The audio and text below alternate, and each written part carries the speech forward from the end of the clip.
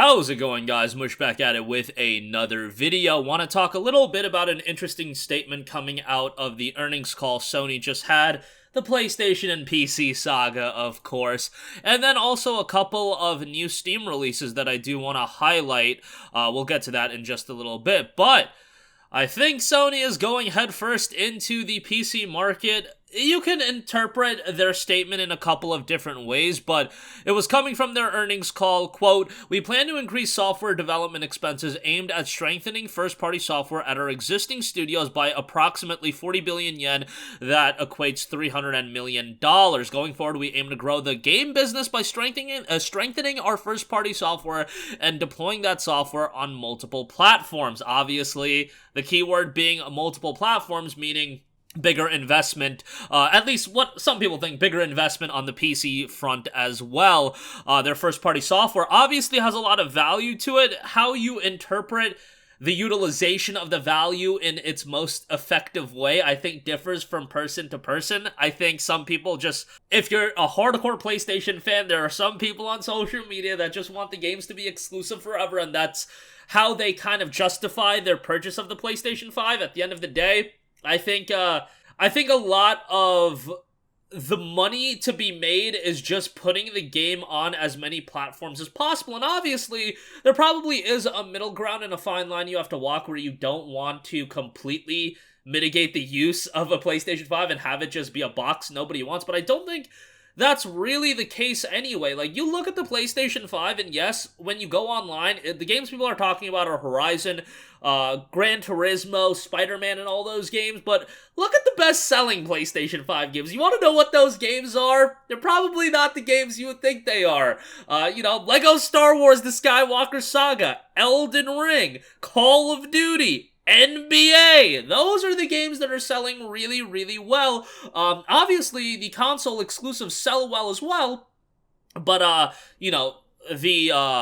the big third-party titles are also doing incredibly well, and the console people, they just buy a console just for the sake of consoles. Yeah, there's definitely a market where people are buying the exclusive, but I think you could release games on every platform. Nobody would care, and Sony would literally just make more money, and I think Sony's realized that as well. I don't think we're gonna get to day-and-day releases on console and PC. I just don't think that's gonna happen anytime soon.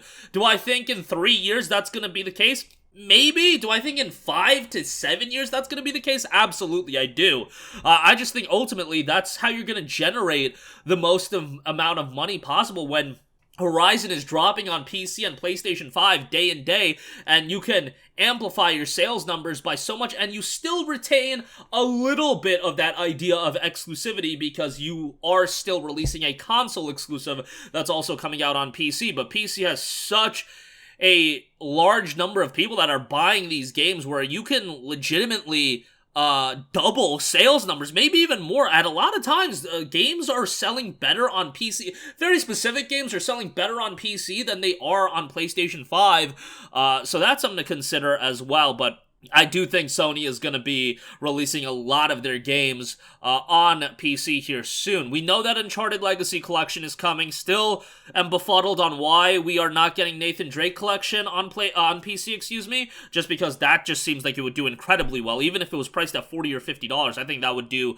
ridiculously well. Ghost of Tsushima, I think Ghost of Tsushima is going to be the next one. I think Marvel Spider-Man is very likely as well. Hopefully Ratchet and Clank Rift Apart, just because I'd like more people to play that. Ratchet's one of my favorite IPs, and I thought that game was great. It's just that it was like 7 hours long, and it was $70, so that's obviously not ideal. But let's see how that turns out. I think by the latter portion of this year, a lot of that information is going to be coming out, and I wouldn't be surprised at the next PlayStation showcase that they do to hear more about some of the PlayStation titles that could be coming to PC here in the second half of the year. Alright, moving on from that, I do want to give you guys a heads up on a couple of new Steam releases. Soundfall, a brand new dungeon crawler that has some rhythm-based gameplay elements as well. That's out today, kind of a surprise release, launch discount 15% off. It is $25.49. Looks like an interesting game. The price point is a little hefty, but I'm a sucker for music rhythm games these days, so that's probably going to be something I'll check out at some point. Just got a couple of other games on my plate right now. You guys know how it is. Unless it's a Game Pass game where it's a game I'm kind of in the middle about, it's usually one I'm going to pass and then get on a discount sometime down the line. But looks like an interesting game. And also, Source of Madness has come out of early access, a Lovecraftian roguelite that has a very positive reception during its time in early access. 282 Steam reviews, 87% of those reviews are positive. A $19.99 price tag as well, so pretty decently priced, all things considered. Really like the visual style of the game, a darker look to it, so something to check out there as well. Maybe a couple games you want to add to your wish list. But that's going to do it for me. Again, wanted to give you guys a heads up on that bit of PlayStation news, but also a couple of cool new Steam games. And again, let me know all your thoughts in the comments section down below. As always, thanks for watching, and I will catch you guys in the next one. Peace out.